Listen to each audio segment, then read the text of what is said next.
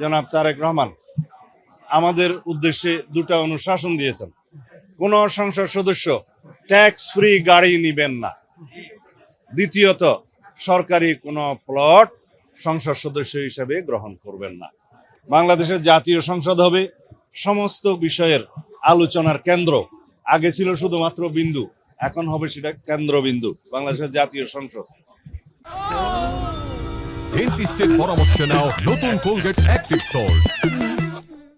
আজকের এই দিনটি জাতীয় জীবনের ইতিহাসে অত্যন্ত গুরুত্বপূর্ণ দিন, ঐতিহাসিক দিন।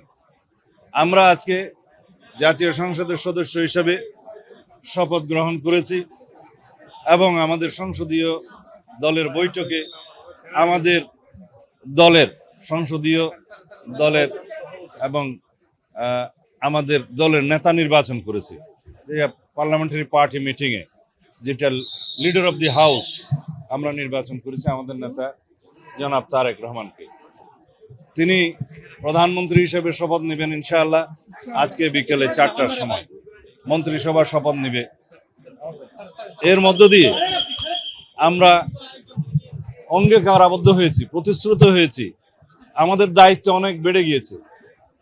এটা আমরা ক্ষমতা বলি না, এটা বলি দায়িত্ব। এ দেশের জনগণের প্রত্যাশা, মুক্তিযুদ্ধের প্রত্যাশা, মুক্তিযোদ্ধাদের প্রত্যাশা, ছাত্র গণ অভ্যুত্থানের যারা শহীদ হয়েছেন, আহত হয়েছেন, বঙ্গত্ব বরণ করেছেন, সর্বস্ব হারিয়েছেন, তাদের আকাঙ্ক্ষা এবং প্রত্যাশা, এই জাতির প্রত্যাশা সবকিছু আমাদেরকে পূরণ করতে হবে গণতান্ত্রিক পদ্ধতিতে। বাংলাদেশের জাতীয় সংসদ হবে সমস্ত বিষয়ের আলোচনার কেন্দ্র। আগে ছিল শুধুমাত্র বিন্দু, এখন হবে সেটা কেন্দ্রবিন্দু, বাংলাদেশের জাতীয় সংসদ। এবং এখানে রাষ্ট্র কাঠামোর গণতান্ত্রিক সংস্কার হবে, সংবিধানের গণতান্ত্রিক সংস্কার হবে। আমাদের যে জাতির প্রত্যাশা, সেই প্রত্যাশা অনুযায়ী তরুণ প্রজন্মের আকাঙ্ক্ষা এবং প্রত্যাশা অনুযায়ী মেধাভিত্তিক, প্রযুক্তি নির্ভর, জ্ঞান নির্ভর জাতি গঠন করতে হবে। সেজন্য আমাদের প্রয়োজনীয় আইন প্রণয়ন করতে হবে, আইন সংশোধন করতে হবে, সংস্কার করতে হবে সংবিধানের। এগুলো আমাদের অনেক বেশি দায়িত্ব। সুতরাং আমরা মনে করি এটা রাষ্ট্রীয় ক্ষমতা নয়, রাষ্ট্রীয় দায়িত্ব। আমরা এই দায়িত্বের বোঝা যাতে বহন করতে পারি, সেজন্য আমরা সহযোগিতা চাইব সকলের। এই জাতির ঐক্যটাকে ধরে রেখে, এই ঐক্যকে শক্তিতে পরিণত করে, যেটা গণতান্ত্রিক সংগ্রামে হয়েছিল ফ্যাসিবাদ বিরোধী জাতীয় ঐক্য, এই ঐক্যকে শক্তিতে পরিণত করে এই জাতিকে এগিয়ে নিয়ে যেতে হবে। এর কোনো আমরা গতকাল থেকে বিষয়টি পরিষ্কার করেছি। গণভোটের রায় অনুসারে জনগণের যে ইচ্ছা এবং গণভোটের যে রায়, সেটার প্রতিফলন ঘটাতে গেলে সংসদে যেতে হবে আগে, এবং সংসদে প্রয়োজনীয় আইন এবং সংবিধান সংশোধন করতে হবে। সেটা সংশোধন করার পরে যিনি শপথ বাক্য পাঠ করাবেন, সংবিধানের 3য় তফসিলে শপথের ফর্ম সংযুক্ত হবে। যার দায়িত্ব থাকবে সেটা সংসদ নির্ধারণ করবে, সংবিধান সংশোধন হবে, তারপরে সেই শপথ বাক্য পাঠ করাতে পারে।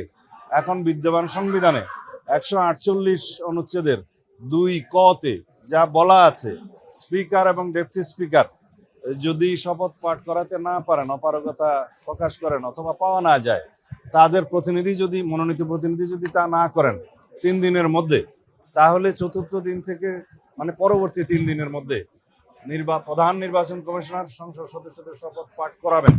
সেই বিধান অনুযায়ী প্রধান নির্বাচন কমিশনার সাংবিধানিকভাবে ক্ষমতাপ্রাপ্ত হয়ে তিনি আমাদেরকে শপথ পাঠ করিয়েছেন।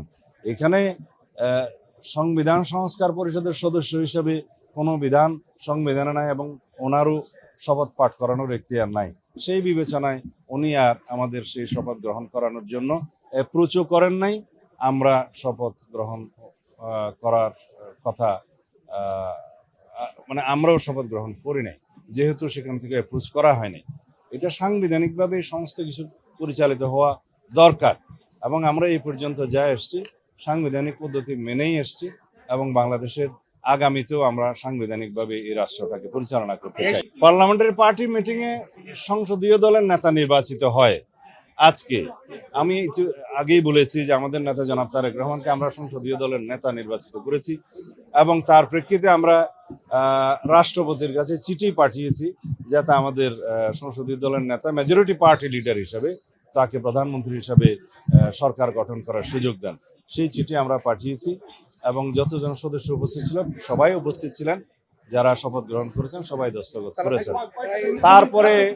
তারপরে আমাদের নেতা জনাব তারেক রহমান আমাদের উদ্দেশ্যে দুটো অনুশাসন দিয়েছেন।